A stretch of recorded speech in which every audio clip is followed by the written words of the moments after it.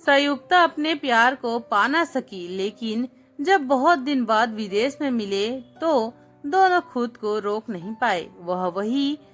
और वही हुआ जो हमेशा होता है। 16 दिन पहले थोड़े दिन आजा मेरे पास, तेरे भी चेंज हो जाएगा और मुझे भी अच्छा लगेगा। बच्चे भी कब से कह रहे हैं कि मौसी को बुला लो, बहू से भी नहीं मिला है। वह भी तो जाने कि उसकी मौसी सास कैसी है। आजकल दीदी से जब भी बात होती है वह यही बात दोहराती है, आऊंगी कह कह कर। वह भी 2 महीने से उनकी बात टालती जा रही थी। फिर एक दिन दीदी खूब गुस्से से बोली, मैं तेरा टिकट बुक कर रही हूँ, तैयार कर ले आने की।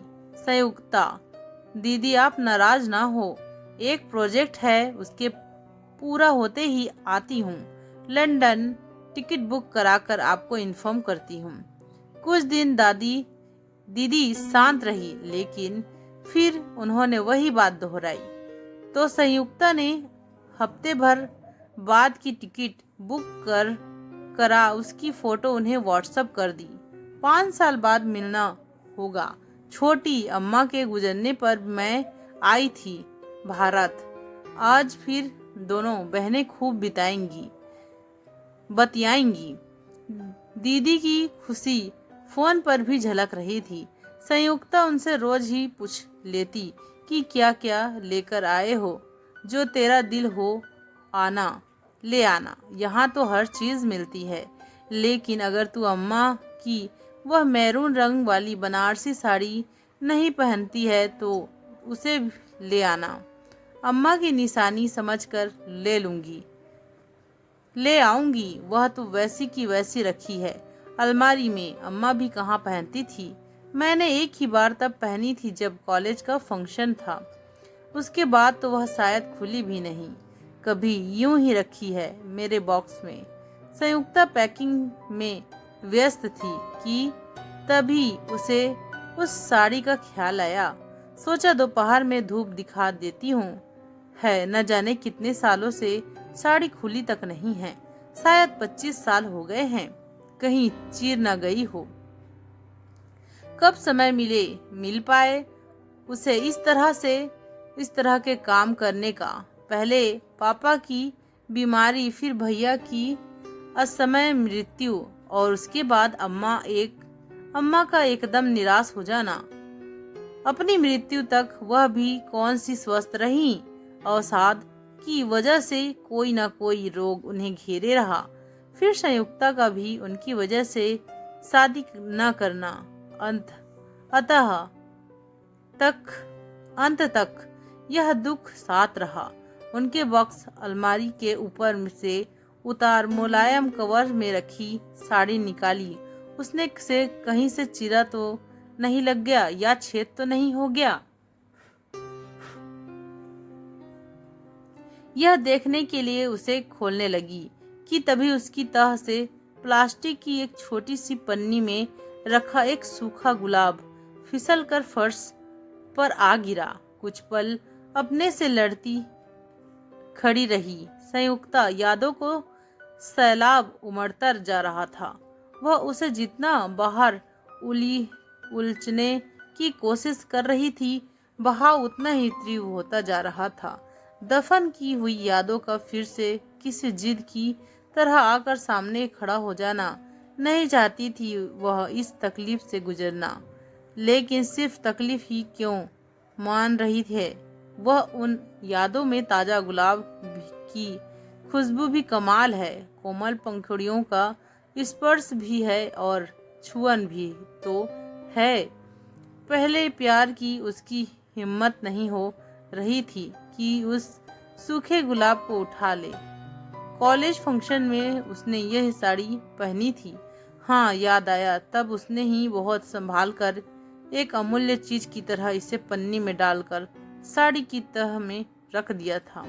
छुपाने के इरादे से नहीं, बल्कि अनमोल खजाना मानते हुए।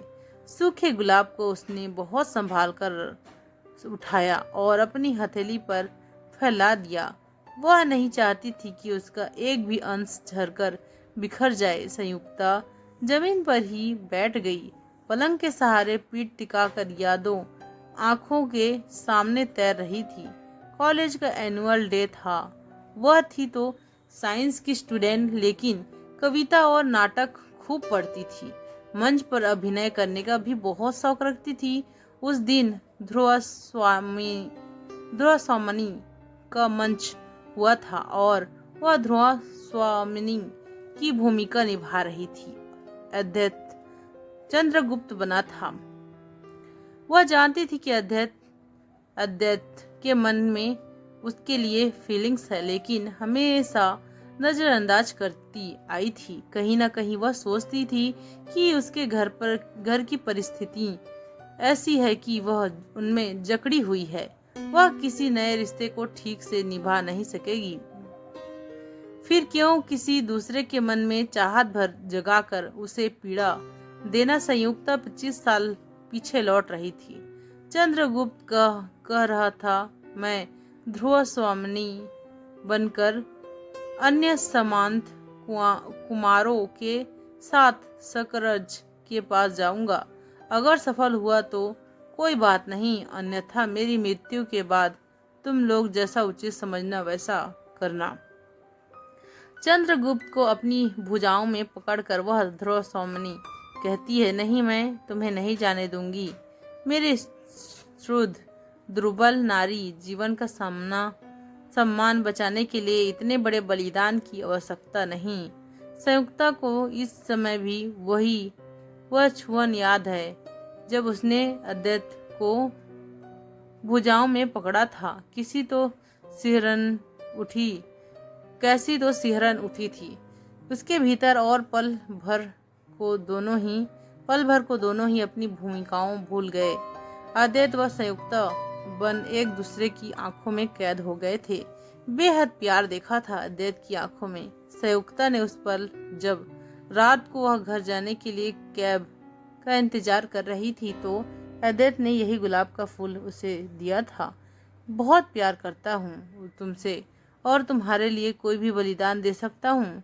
चंद्रगुप्त की तरह उस समय उसके शब्दों में नाटकीयता नहीं, सच्चाई थी, ऐसी से गहराई की संयुक्ता का मन उद्वेलित हो गया था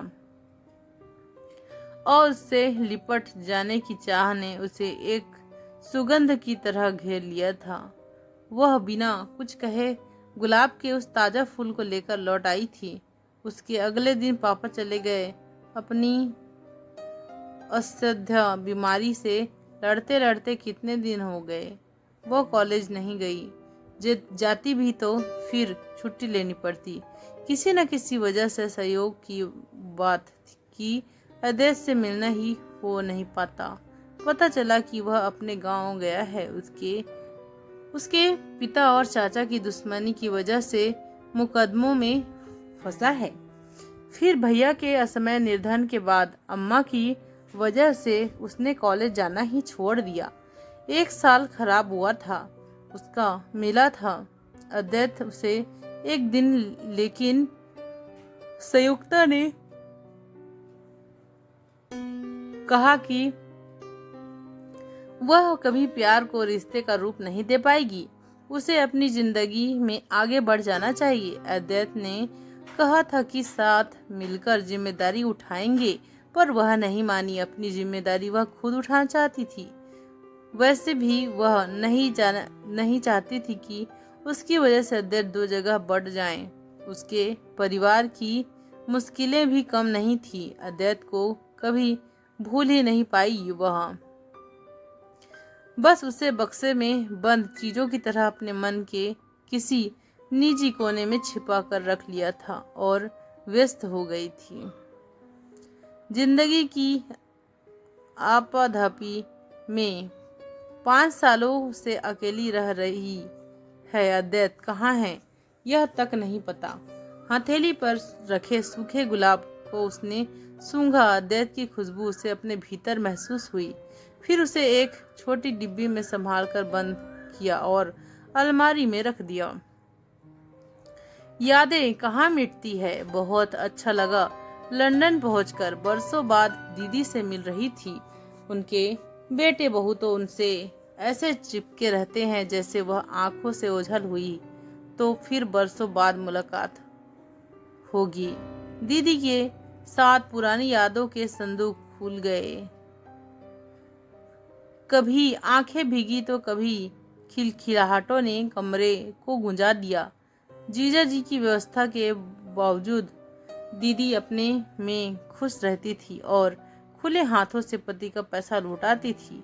टाइम ना दे पाते हो तो क्या कर सकते हैं, इसलिए जिस काम की वजह से निरंतर यात्राएं करते रहते हैं और पैसे कमाते हैं उसका उपयोग क्यों ना करें। खुले हाथों से वह हंसकर कहती, चल आज तुझे बढ़िया शॉपिंग कराती हूँ। दीदी ने उस दिन बहुत सारे मॉल घुमाए और ढेर सारे शॉपिंग भी कराई। अब ले चलती हूँ यह कह के फेमस ग्रॉसरी स्टोर पर। मैं तो सारा सामान यहीं से खरीदती हूँ। लंदन में रहते रहते आपका अंदाज बिल्कुल बदल गया है। भारत में तो बचपन में किराने की दुकान से सामान लाने के लिए मुझे दौड़ाया करती थी। अब किराने की दुकान ग्रॉसरी शॉप हो गई है। वह मुझे वैसे दीदी बचपन में आप मुझसे बहुत काम कराती थी और रौब भी कम नहीं मारती थी। संयुक्ता ने उन्हें छेड़ा। कोई नहीं, अब पूरा आराम करवाऊंगी और मस्ती भी। ग्रोसरी स्टोर में घुसते हुए वह बोली। यहाँ वहाँ नजरें दौड़ाते हुए उन्होंने वहाँ के स्टाफ से पूछा, आज तुम्हारे ओनर नहीं दिख रहे हैं? तभी अंदर से बाहर आते एक व्यक्ति ने कहा, हेलो मिसेस राजदान, कैसी हैं? Good to you see you.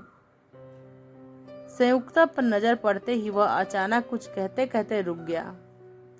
दोनों की नजरें मिली। समय ठहर गया। उस पल में छोटी यह है अद्वैत भार्गवा, इस स्टोर के ओनर, और यह मेरी बहन संयुक्ता कुछ दिन पहले ही इंडिया से आई है। उन दोनों की आंखों में परिचय की चमक देख वह चुप हो गई। वह चमक पुरानी पहचान की है या दबी हुई चाहत की? क्या वह पहचानती नहीं? दीदी उन दोनों को अकेला छोड़ दूसरी तरफ जाकर चीजें बास्केट में डालने लगी। तो दोनों आखिरकार मिले।